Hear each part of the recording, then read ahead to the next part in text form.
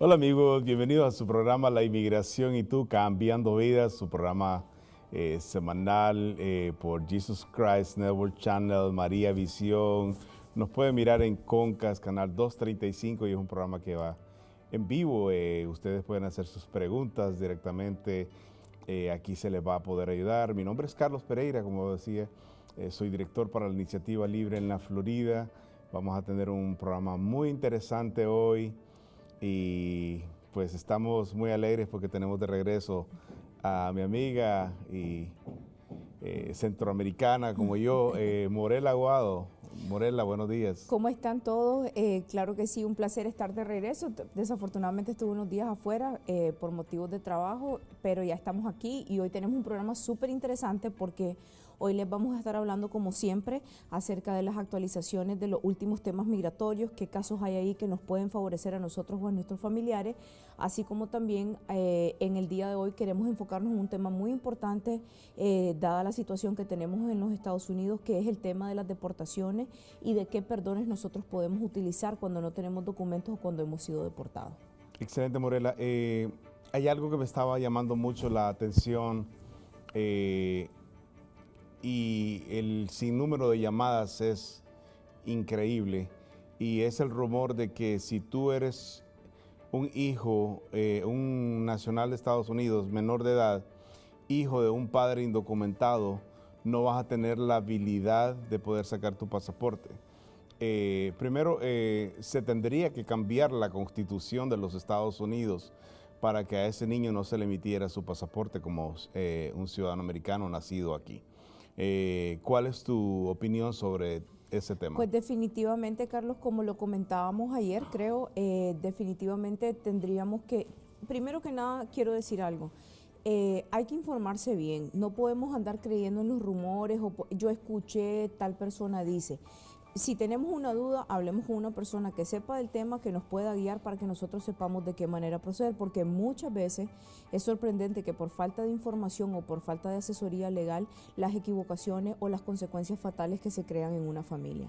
Entonces, con respecto a este tema que estás diciendo, Carlos, es súper importante mencionarles que es un derecho constitucional obtener un pasaporte en los Estados Unidos si naciste en este país. Y no existe ninguna ley que diga que si uno de tus padres es indocumentado o ambos de tus padres es indocumentado, no te van a dar un pasaporte. El pasaporte no se lo dan al individuo por los padres.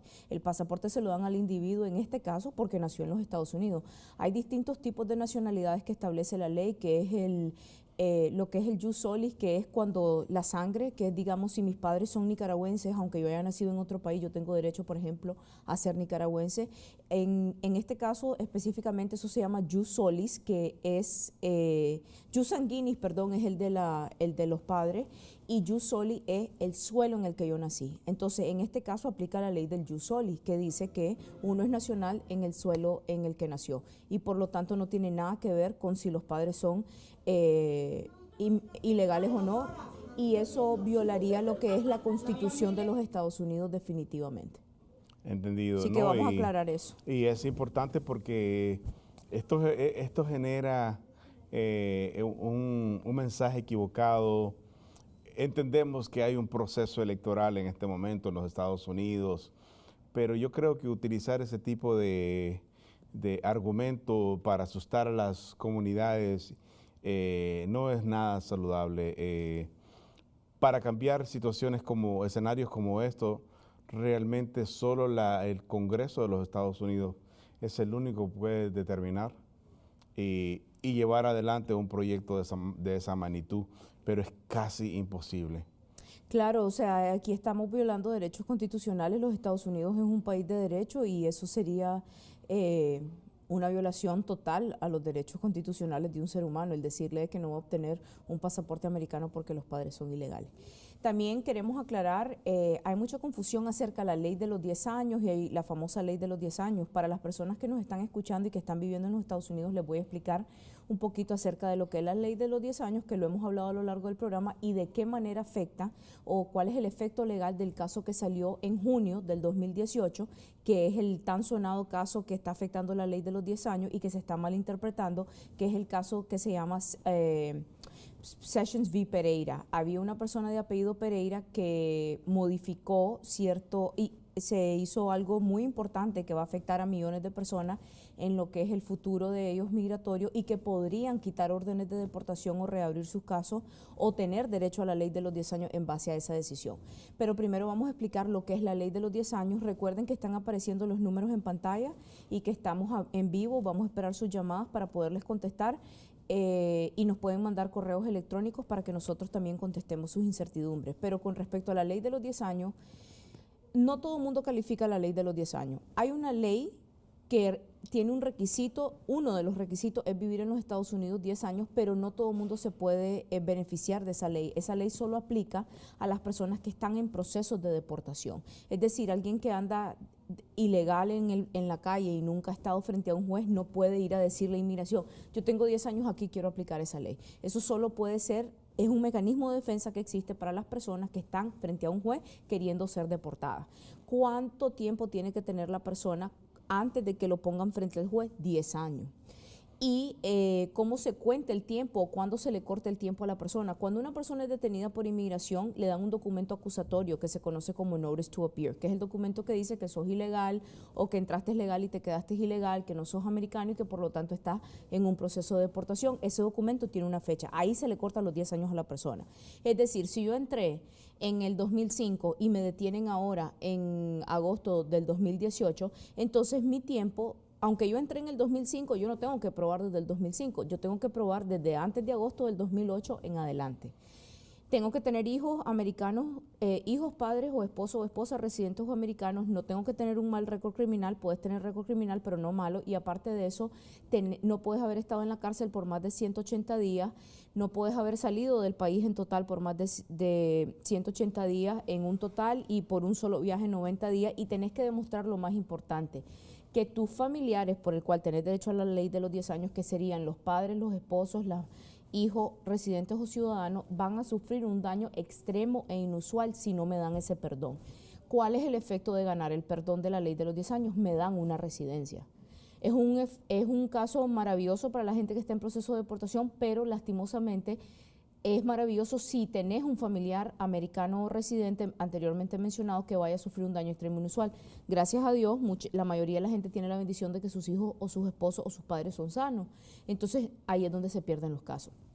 Esta nueva ley lo que dice es que ese documento acusatorio que te corta el tiempo que vos tenés viviendo aquí, el Notice to Appear que mencioné anteriormente, que es el documento que se le da a la persona cuando está frente a un proceso de deportación, abajo tiene un parrafito, luego de que dice que no sos americano, que estás más allá y que de la ley y por lo tanto sos deportable, abajo tiene un párrafo que dice que la persona tiene que comparecer a una corte en una fecha X y en un lugar X.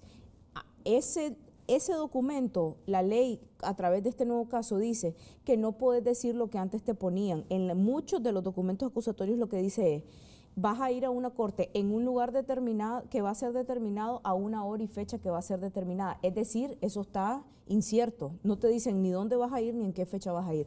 Todo documento acusatorio que ustedes tengan que diga así, vayan a hablar con un abogado, porque entonces este caso dijo, ese documento acusatorio no es válido y por lo tanto no le cortaba al señor la ley de los 10 años.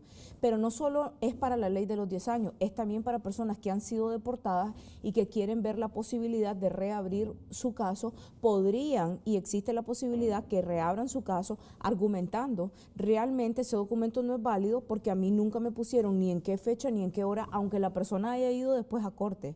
El argumento es que el documento inicial que te ponía frente al juez no era válido y por lo tanto cualquier acción legal e incluso haber ido a una corte, haber tenido una orden de deportación que haya procedido luego de ese documento tampoco es válido porque el juez no tenía autoridad ni de mandarme a llamar a la corte ni de deportarme. En palabras sencillas, no todos los jueces están aceptando el argumento, pero hay muchos jueces que sí y está cambiando la vida de muchas personas. So, utilícenlo y revisen sus documentos, así esto haya pasado hace muchos años.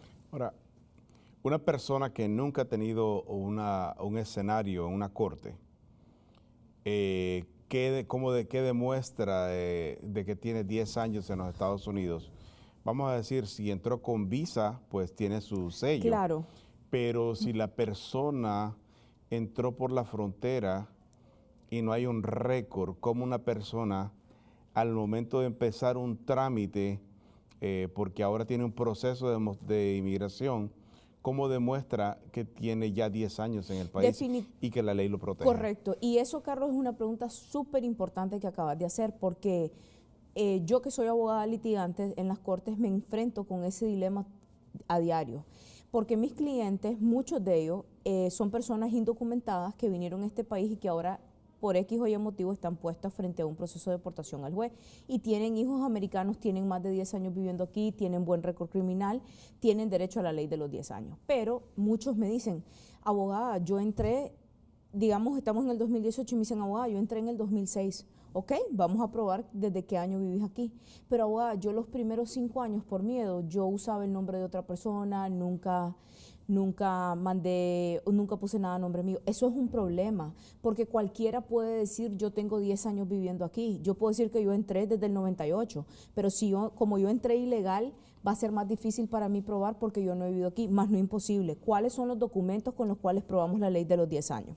Cualquier documento que tenga el nombre de la persona, una fecha y una dirección en los Estados Unidos es un documento válido. Tan sencillo como un recibo de gimnasio, un recibo de celular, un recibo de renta, una cuenta bancaria, envíos de dinero que hacen, muchos de nosotros hacemos envíos de dinero a nuestra familia, sacamos una identificación consular, un pasaporte, nació un hijo de nosotros, hicimos impuestos. Todas esas cosas. Hay clientes que me dicen, yo ya tengo toda la ley de los 10 años para demostrar porque yo he hecho impuestos todos los años. Pero los impuestos los hicieron en los últimos 5 años, los de los 10 años. Eso no prueba la ley de los 10 años. Si tus impuestos los hiciste cada año, te lo va a probar. Pero si hiciste los impuestos del 2009 en el 2018, eso no es prueba del 2009. Entonces, tan sencillo como ir a reparar una llanta o que fuiste a un doctor o a un psicólogo y te dieron un recibo, tuviste un accidente, te dieron un ticket de tránsito, está a nombre tuyo. Todo este universo de evidencias se convierte en tus herramientas para poder pelear tu caso. Ahora, tenemos gente muy descuidada que no guarda nada y eso es un consejo que yo puedo darle a la gente. Mientras usted no se haga ciudadano, manténgase guardando todo, recibos, documentos. Usted no sabe en el momento que ese documento le va a servir. Sí.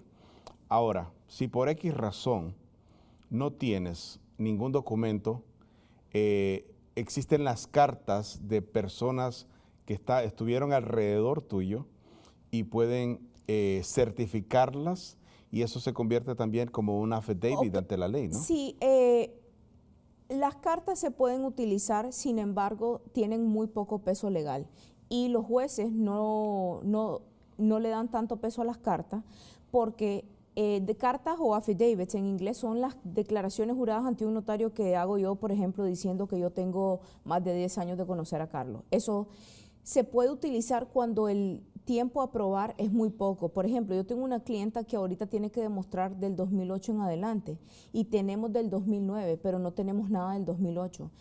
Al tener del 2009 en adelante y tal vez ese periodo inicial del 2008 no lo tengo y consigo varias cartas de personas que digan yo le renté, ella me pagó, etcétera, podría ser que yo pueda cumplir con la ley de los 10 años. Pero si yo no tengo documento y yo tengo que probar años con cartas de declaraciones juradas, eso no va a ser posible y el juez probablemente no lo va a querer aceptar porque va detrás del concepto de que cualquiera puede darte una carta.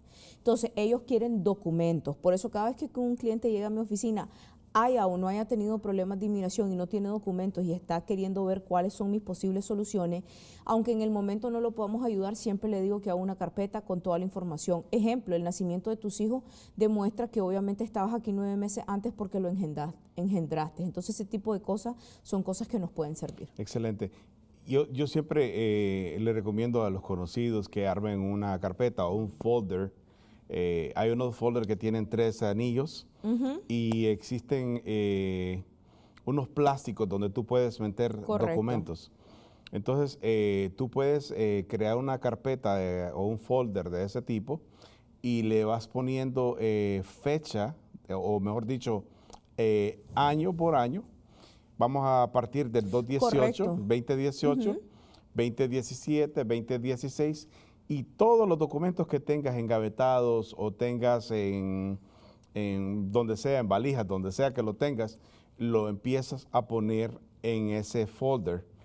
el día de mañana que necesites presentar evidencias ante un abogado para defender tu caso, pues estás preparado. Correcto. Porque realmente es difícil a veces trabajar con personas que no quieren o no tienen la habilidad de proporcionarte ninguna evidencia. Por eso es que yo siempre le digo a mis clientes, el éxito de un caso no solo está en el abogado, el éxito del caso está en el trabajo que se haga en equipo entre el abogado y el cliente.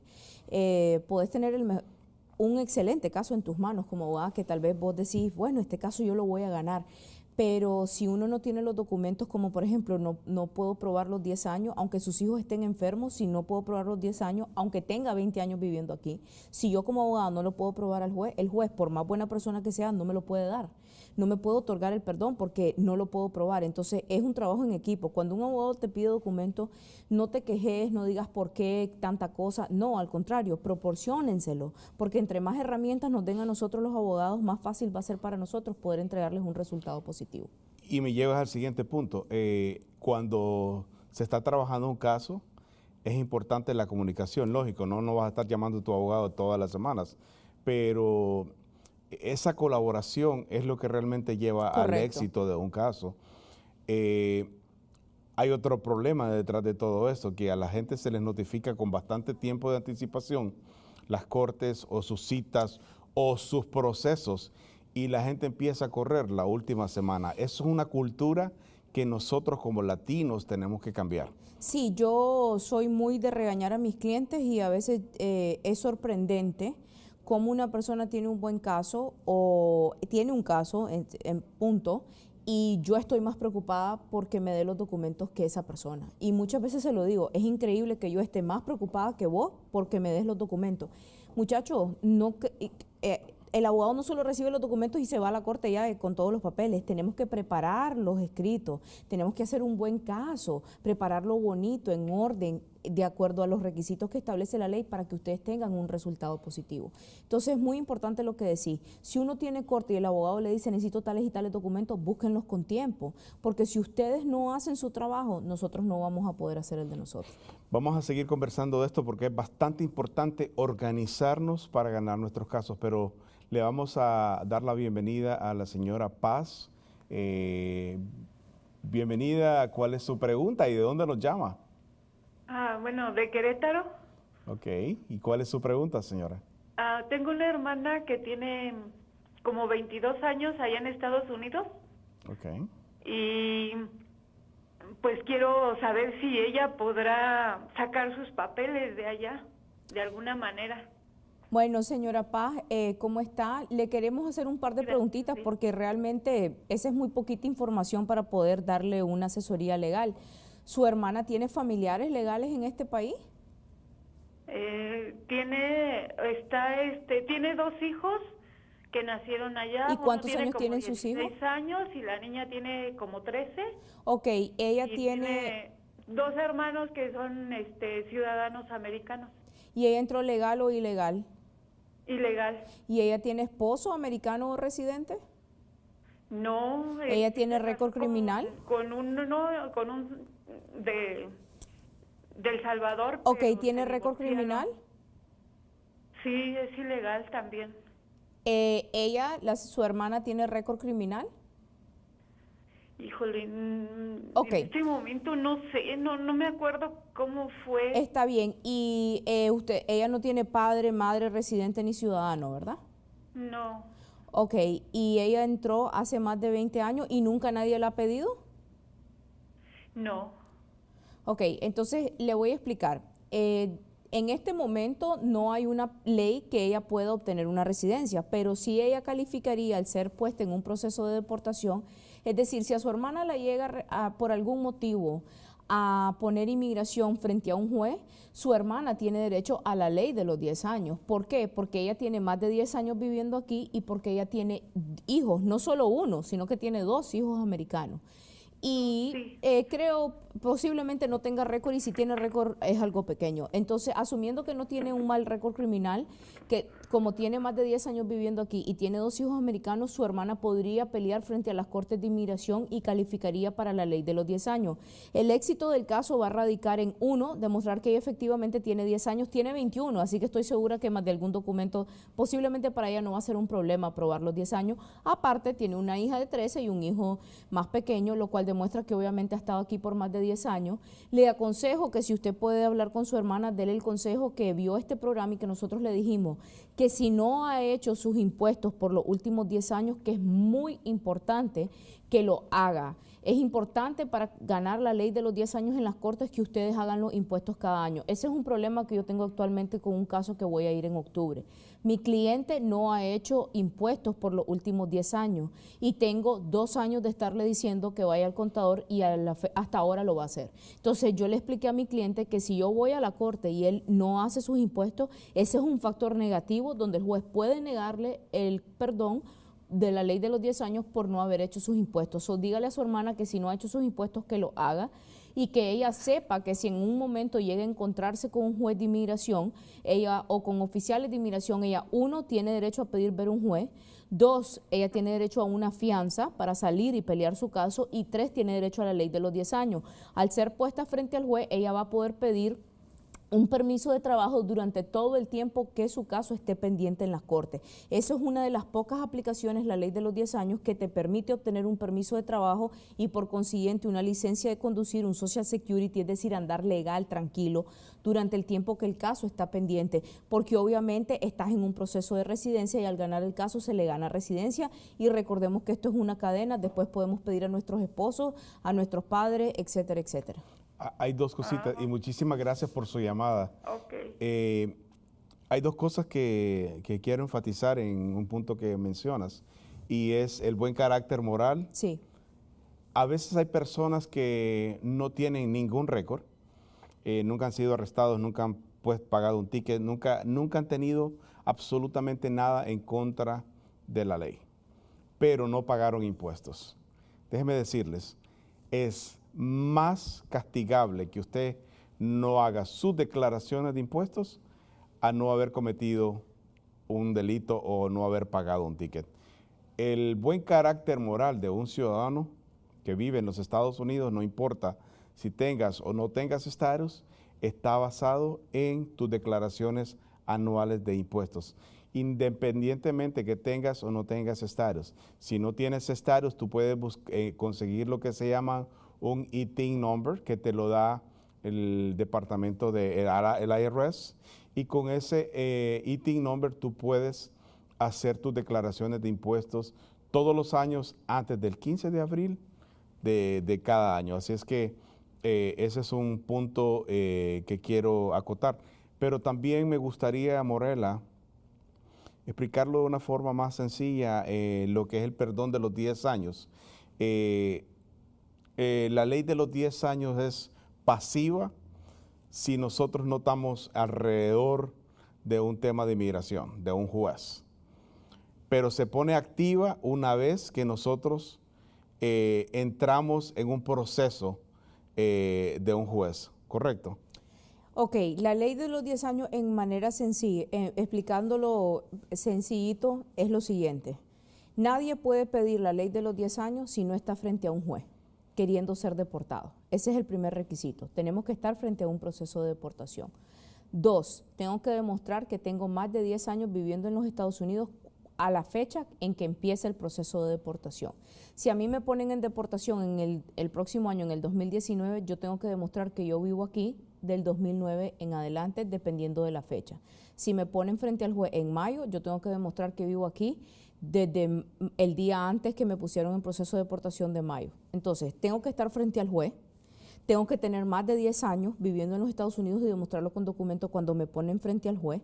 Al momento que me ponen frente al juez, tengo que tener unos padres, madre, hijo, hija, esposo, esposa, hijastro, hijastra, residente o ciudadano. No todos los que mencioné, con uno de ellos basta. O sea, basta con yo tener un hijo americano o un hijo residente o un esposo. No tengo que tener todos los familiares. 4, no puedo tener un mal récord criminal. Es decir, no puedo haber pasado en la cárcel por un total de 6 meses. Puedo tener delitos menores, más no felonía, ese tipo de cosas. Y 5, yo voy a tener que demostrar durante el juicio, ya al final, en mi corte final, yo voy a tener que demostrar que, que el familiar o los familiares por los cuales tengo derecho a pedir la ley de los 10 años, es decir, si tengo un hijo americano, tengo que demostrar que mi hijo americano va a sufrir un daño excepcional, extremo e inusual. Y les voy a poner un ejemplo y ahí me van a entender mejor. El 25 de mayo yo gané en las cortes de aquí de la Florida un caso de la ley de los 10 años que son difíciles de ganar por el nivel de prueba que requieren. Y les voy a decir, sin decir nombres, cómo era el caso para que me entiendan el ejemplo. Ese señor es un mexicano que tenía 19 años viviendo en los Estados Unidos. Nunca había sido detenido por inmigración, tiene 6 hijos, 2 son Dreamers, 4 son americanos. No tiene más familiares que sus hijos americanos. Tenía 19 años viviendo aquí antes de que lo agarrara inmigración. ¿Cómo lo agarró inmigración? No porque cometió un delito, lo agarró inmigración porque iba camino a Homestead al bautizo de la hija de un compadre de él. Él no iba ni siquiera manejando, era pasajero. Los de ICE lo vieron, a él y a su cuñado. El cuñado iba manejando, lo detuvieron y se los llevaron presos porque no tenían documento. Lo mandaron a la corte lo mandaron a la cárcel de un lugar de aquí de la Florida, que no voy a decir el nombre, y pedimos una fianza. Él tenía derecho a pedir una fianza, entonces lo primero que yo hice como abogada de él fue pedir una fianza. El juez negó la fianza porque él tenía un ticket de tránsito por manejar sin licencia y porque en algún momento de los 19 años que tenía viviendo aquí lo habían chocado. No era su culpa, lo chocaron, pero le dieron el ticket a él porque no tenía licencia. Por ese simple y sencillo motivo, el juez consideró que él era un peligro para la sociedad. Entonces, al negarle la fianza, yo me veo forzada a pelear el caso dentro de la cárcel. ¿Cómo hice yo para poder ganar ese caso? Tuve que demostrar lo siguiente, que el señor tenía más de 10 años viviendo aquí, es decir, que vivía aquí desde antes del 2008, porque el caso lo gané el 25 de mayo del 2018. A él lo agarraron en febrero, no sé, pasó 3 meses detenido, febrero, me imagino, marzo, abril, mayo, en febrero. Yo tenía que probar que el señor vivía aquí desde antes de febrero del 2008. Yo tenía las pruebas, eso no era un problema. Yo tenía que probar que él tenía familiares, padre, hijos o esposa, residente o ciudadano. Él tenía 4 hijos americanos, vamos bien. Yo tenía que probar que él no tenía un récord criminal, vamos bien. Era tontería lo que tenía un ticket de tránsito y lo chocaron. Eso no es un mal récord criminal. Y 4, yo tenía que probar que él tenía un buen carácter moral. Ahí íbamos, una cosa que lo ayudó muchísimo, todos los años hacía sus impuestos.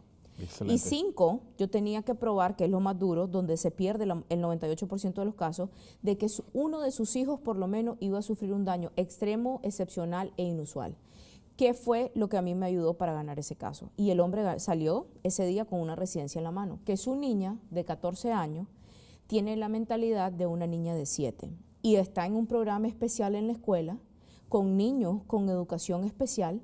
Y le demostramos al juez a través de lo que el gobierno te da, que son planes individualizados de educación, que lo da la misma escuela. Nosotros no inventamos ningún documento, la escuela da ese documento. Estaba certificado que la niña iba mejorando a medida que ella estaba en su escuela especial. Por lo tanto, si ella se tenía que ir a México con el papá, ella no iba a tener acceso como ciudadana americana a ese programa y iba a sufrir un daño extremo inusual. Y por esos requisitos, en total, no solo uno, fue que el juez decidió otorgarle su perdón y por lo tanto ese hombre hoy es ciudadano. Excelente. Residente. Disculpe. Excelente, ¿no? Y Dios quiera que vaya pronto a hacerse ciudadano. Y él tiene su esposa que no tiene documentos, ahora él como residente puede pedir a la esposa y la esposa puede pedir un perdón por haber entrado ilegal y se va a legalizar y sus hijos mayores también. Todo esto es una cadena, pero el señor hacía sus cosas bien. Una cosa nada más que quiero agregar, discúlpame, sé que tenemos llamada y eso, es que por favor tengan mucho cuidado con las ayudas que piden. Lo de los food stamps, los sellos de comida y el Medicaid es algo que te afecta. Si vos le estás pidiendo a los Estados Unidos para tus hijos sellos de comida, eso es algo que el juez va a tomar como algo negativo para tu caso, porque va a decir qué daño van a sufrir tus hijos, tus familiares, si vos necesitas ayuda del gobierno de los Estados Unidos. No sos importante. Entonces, si no tienen que pedir sellos de comida, por favor no los pidan porque los perjudica. Cuando regresemos, porque tenemos una llamada, vamos a seguir abordando esa parte porque es un tema súper necesario sobre aclararlo. Todo hoy en día. Pero vamos a darle la oportunidad, Señor Jesús, ¿Cuál es su pregunta y de dónde nos llama también, amigo? Buenos días. Sí, hola. Sí, yo le llamo acá del estado de Michoacán, de México. Ok, ¿cuál es su pregunta? Y yo, por medio de un hermano ciudadano, metí mis papeles en el 2001, por ahí, 2001. Ya me llegaron 2 avisos, nada más. Y también, la pregunta más bien sería, lo que quisiera saber es que si yo podría arreglar, porque tuve una acuso de robo por ahí como en ese año 2001. Entonces yo estuve pagando y cuando yo le dije a la, no sé cómo se llama, a la oficial con el que se reporta uno cada 8 días o cada 15 días, le dije que iba a venir a México, mi papá se había puesto enfermo. Ella me dijo que no y yo me vine, pero ya le había pagado todo a ella, ya le había pagado en efectivo y con horas que me dieron de trabajo. Señor Jesús, disculpe que le interrumpa. Quiere decir de que usted tiene un hermano ciudadano americano que lo pidió, pero usted está actualmente en México, pero usted anteriormente ha estado en los Estados Unidos. Estuve antes, en ese tiempo. Y cuando usted estuvo aquí, ¿estuvo ilegal, entró ilegal, se quedó ilegal? ¿Cómo está la cosa? Sí, estuve de ilegal. Ok, le voy a explicar qué es lo que pasa. Usted tiene el derecho de que su hermano lo pida, y es más, le llegaron ya 2 notificaciones porque ya pasaron los 14 años que había que esperar para que usted pueda ir a la entrevista de la Embajada Americana en México para que usted obtenga una residencia. Pero usted se va a encontrar con un problema, y el problema es que existe la posibilidad de que le vayan a pedir que haga un perdón, el cual usted no tiene los familiares para pedir el perdón, a menos de que usted me diga que tiene una esposa americana, porque usted tiene un castigo, y el castigo usted no lo puede olvidar, que es que usted ha estado anteriormente en los Estados Unidos de manera ilegal. Entonces, cuando una persona está en los Estados Unidos de manera ilegal, aunque ya hayan pasado, en este caso 17 años, los Estados Unidos, cuando vas a la entrevista, tiene el derecho de decirte, Jesús, me vas a tener que dar un perdón para que yo te perdone que vos entraste ilegalmente, porque no es que se borra. La gente dice, ya pasaron 10 años, ya no tengo castigo. Pueden pasar 10 años desde que estuviste ilegal en los Estados Unidos, pero aún así, la Embajada Americana puede pedir puede pedirle que usted haga un perdón. So, vaya preparado cuando usted vaya a la entrevista, por si le piden ese perdón, de que usted sepa que entonces usted tiene que aplicar un perdón por haber entrado ilegal. Y ahí es donde se va a complicar la cosa si le piden el perdón, porque para poder pedir ese perdón tenés que tener un familiar inmediato como una esposa o esposo americano que te ayude a demostrar que va a sufrir un daño, y usted no lo tiene, porque el hermano no es un familiar inmediato. O sea que usted no puede pedir el hermano lo puede pedir, pero usted no puede pedir un perdón por haber estado ilegal a través de su hermano. Y le aconsejo una cosa, si usted ya ha recibido 2 notificaciones, complete el proceso, porque entonces si usted pasa más de un año sin completar el proceso se considera abandonado, y de nada va a servir los 14 años o más de 14 años que usted ha estado esperando para la petición de su hermano. Muchísimas gracias, señor Jesús. Muchísimas gracias por su llamada. Hay una excepción ahí en lo que es las peticiones de México, que se hicieron antes del 30 de abril del 2001, y las personas estaban viviendo antes del 30 de diciembre del año 2000, que es la sección 245I. Si esas personas hicieron peticiones en esa época, esas peticiones ya maduraron en estos días, y es importante que las personas estén pendientes, porque esas personas pagando la famosa multa, correcto, y la 485A, no tienen que salir, pagan la multa, no tienen que salir y pueden ajustar su residencia en los Estados Unidos. ¿Y qué queremos decir cuando decimos no tienen que salir? Es decir, ustedes no tienen que pedir ningún perdón. Si la persona es 245I, ustedes no tienen que pedir ningún perdón. El perdón famoso que hay que pedir es algo sencillo, es un formulario que se llena, que se paga el fee, y que se demuestra que la persona efectivamente tiene una petición antes de abril 30 del 2001 y físicamente vive en los Estados Unidos antes de diciembre 20 del 2000. Entonces, si ustedes demuestran eso, ese es el equivalente a un perdón. Entonces, no tienen que salir de los Estados Unidos y solo llenan ese formulario más la petición de residencia, obviamente, y van a poder legalizarse. Pero también aquí, solo para no dejar algo que se me viene a la mente con el caso del señor Jesús, es que también, Carlos, él menciona que él tuvo un incidente de robo. So, definitivamente, ese caso que él tiene o que tuvo aquí en los Estados Unidos, aunque lo haya cumplido, va a ser algo que va a ser un factor determinante a la hora de valorar si se le va a dar la residencia o no cuando vaya a su entrevista. Por eso es importante ser honesto en las aplicaciones, decir si ha sido arrestado, y si has sido arrestado y has tenido un récord criminal, entregarle la prueba al oficial o al cónsul o a la gente que nos esté entrevistando en la embajada americana, demostrándole lo que pasó, cuándo pasó y cuál fue el resultado final, porque muchas veces los casos no tienen ninguna consecuencia porque ya han pasado más de 5 años o fueron casos tontos o se limpió el caso. Pero es importante ser sincero, porque sí te pueden negar la residencia por no decir que fuiste arrestado, porque eso va con el carácter moral de la persona. Así mismo es. Y pues en la parte anterior hablaba de lo que son los beneficios, sí, de Food Stamp y otros beneficios que te otorga el gobierno cuando entras en un estado de necesidad. Y eso se ha tergiversado muchísimo. Entonces, si el vecino, la vecina o el amigo te dice que vayas a pedir cupones de alimentos porque a él se los dieron y que es muy fácil aplicar, sí es muy fácil aplicar, pero no significa que tú los necesites. Correcto. ¿Ok?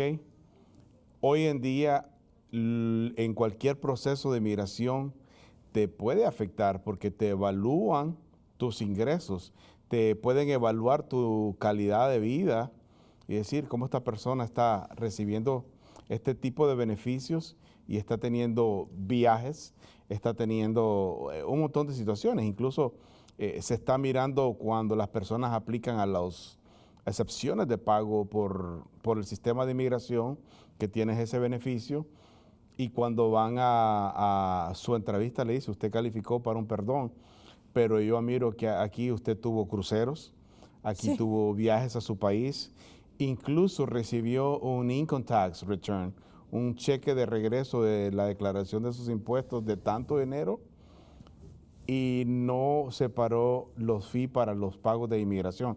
Entonces, ¿cómo afecta eso en este momento con los procesos de inmigración, Morela? Afecta increíblemente, siempre ha afectado. En las cortes un juez siempre va a ver. Uno de los problemas que yo tenía con el caso que mencioné anteriormente es que él ganaba. Entre él y su esposa fue algo positivo, pagó impuestos cada año y declaraba bastante, ganaba casi $60,000 al año. El juez estaba impresionado con la honestidad del señor mexicano, que declaraba todo lo que ganaba, porque la mayoría de las personas declaran 13,000, 15,000. Yo les digo a mis clientes, no hagan eso. Ningún juez te va a creer que vas a vivir en los Estados Unidos con una familia de 2, 3 hijos, un hijo, con $13,000. Estamos hablando que son menos de, son $1,000 al mes, ni la renta y la comida. Hay que ser honesto en la declaración de impuestos, pero eso le ayudó, pero lo que lo perjudicó y me costó por eso ganar más el caso era el hecho de que su esposa estaba pidiendo sellos de comida y food stamps durante todo el tiempo desde que sus hijos nacieron. Entonces el juez estaba molesto y el juez le dijo al señor, ¿por qué si ustedes ganan $60,000 al año, ustedes están pidiendo sellos de comida? Lo que le ayudó a mi cliente es que la esposa de él era la que lo hacía y que él nunca firmó ningún documento y él no estaba al tanto que la esposa pedía los sellos de comida. Entonces, no hagan ese tipo de cosas, porque y le voy a decir un dicho nicaragüense, lo que es bueno para el ganso es bueno para la gansa. Eso significa que yo no puedo venir a los Estados Unidos y decirle, ay, mi hijo va a sufrir un daño extremo inusual, me necesita, se va a morir, si yo no estoy aquí, yo lo mantengo, yo esto, yo lo otro. Y por el otro lado le estás pidiendo la ayuda al gobierno, te están dando para que tu hijo coma, te están dando medicina para tu hijo. No tiene lógica. O mi hijo se va a morir si yo no lo mantengo financieramente, no va a poder ir al programa especial y tus impuestos son de menos de $1,000 al mes. ¿Cómo entonces relacionas que vos mantenés a tu hijo, que sos el soporte principal? Eso es con familia, pero con respecto a también otros temas como las residencias y la ciudadanía, vamos al tema del buen carácter moral. Buen carácter moral significa que yo soy una persona buena, en palabras sencillas, y que no miento y que no abuso del gobierno. Entonces nosotros no podemos estar pidiendo perdones de pago o food stamps y de repente tenés un Mercedes-Benz, andás con cadenas de oro, andás en crucero, te vestís con cosas caras. No tiene lógica. Entonces estoy aprovechándome del gobierno de los Estados Unidos y la gente que honradamente paga impuestos, y lo tanto va a tener consecuencias migratorias, e incluso hoy en día te pueden negar la residencia por ese tipo de cosas y la ciudadanía también. Entonces, eso es súper importante, que nosotros sepamos cómo vamos a declarar los impuestos, declarar cosas reales y también ser honesto y pagar las aplicaciones de inmigración si tengo que pagarlas. Con eso no se juega, es mi vida, es mi libertad. Es como cuando vas al doctor, te tiene que operar un buen doctor, no te vas a dejar operar por un curandero. Entonces, esas son las mismas cosas equivalentes. Excelente, ¿no? Y yo creo que cuando venimos a este país venimos a triunfar, venimos a sacar nuestras familias adelante, no a caer en la dependencia, porque cuando caemos en la dependencia del gobierno, básicamente nos estamos arrinconando y somos manipulados por campañas políticas o por políticos inescrupulosos que juegan con ese beneficio. Entonces, Dios a todos nos dio destreza, habilidad para poder hacer algo. En Estados Unidos, si nosotros a veces no contamos con una educación formal, por lo menos esa destreza que Dios nos dio para pintar, para construir, para arreglar carros, nosotros a veces somos más prósperos en áreas técnicas, más que un profesional a veces universitario que le cuesta sus primeros años en adaptación. Entonces, usemos esas habilidades que Dios nos dio. Busquemos entrenamientos como de emprendimiento. Hay tiendas en los Estados Unidos que te ofrecen entrenamiento para que tú trabajes en la carpintería, para que tú aprendas a pegar losa, para que tú aprendas electricidad. O sea, no podemos caer en la dependencia porque no somos prósperos a nivel individual, imagínate a nivel colectivo. Entonces, ¿qué va a pasar el día de mañana cuando nosotros los hispanos seamos una super mayoría en el país y tenemos tanta gente en la dependencia? Van a ser muy poquitos los que van a poder disfrutar de la libertad económica que tenemos y este país nos ofrece. Pero también hay algo relacionado. Si tú no calificas porque estás bajo guía de pobreza, tienes que encontrar a una persona que se llame un affidavit, que te dé el joint sponsor, el patrocinio para hacer tus peticiones, ¿correcto? ¿Qué pasa si tú estás abusando del sistema pidiendo beneficios y tienes un sponsor? Tarde o temprano esa deuda se la van a transferir a tu sponsor y eso es bastante delicado en temas de migración.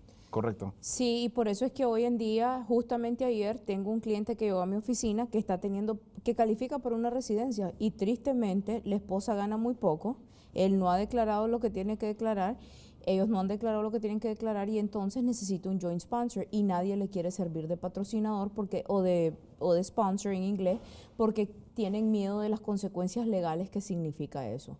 Si su esposa declarase lo que tiene que declarar, lo que realmente gana, no necesitarían un sponsor y ese señor ya hubiese obtenido una residencia. Perfecto. Vamos a dar tenemos una llamada más. ¿Quién nos llama y de dónde nos llama? ¿Ángela? Ángela, ¿de dónde nos llama? ¿Cuál es su pregunta?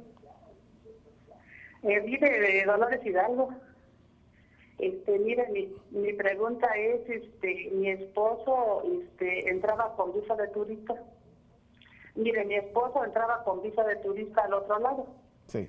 Entonces, él en una ocasión se puso a trabajar. Y se puso a trabajar y lo agarraron. Y Okay. entonces, en aquel entonces todavía no tomaban huellas y volvió a entrar otra vez. Lo volvieron a agarrar. En una ocasión andaba trabajando y en otra no. Sí. ¿Y cuál es su pregunta, señora? Entonces, ahorita mi pregunta es, si él quisiera renovar su visa de turista, ¿podría? Hola, señora Ángela, ¿cómo está? Le quiero explicar algo. Él no le van a renovar... Sí. ¿Puede arreglar otra vez su visa de turista? Sí, la respuesta desafortunadamente es que no. No puede arreglar la visa de turista y le voy a explicar por qué. Él puede ir, él va a poder ir a pedir su visa de turista, pero existe una súper alta posibilidad de que le van a negar la visa de turista porque él ya violó la visa de turista, no solo una vez, sino dos. Él utilizó la visa de turista para andar, porque usted dice que la otra lo agarraron, pero una fue que estaba trabajando. Basta con una vez que te agarren que estás violando los términos de tu visa de turista como para que te la cancelen y te eliminen. Incluso, no sé porque ella no menciona si cuando lo detuvo inmigración hasta fue deportado. Si él no fue deportado, obviamente tiene el derecho de ir a pedir una visa de turista, pero no se la van a dar porque él ya violó los términos de la visa de turista al trabajar e inmigración tuvo conocimiento de ello. Entonces, lamentablemente le van a decir, usted no califica para una visa de turista porque cuando se la dimos en X años, usted la utilizó para estar trabajando. Y la visa de turista no es para trabajar, no se puede trabajar con una visa de turista. Muchísimas gracias por su llamada y hay que hacer mucho énfasis en eso. Cada visa tiene un propósito.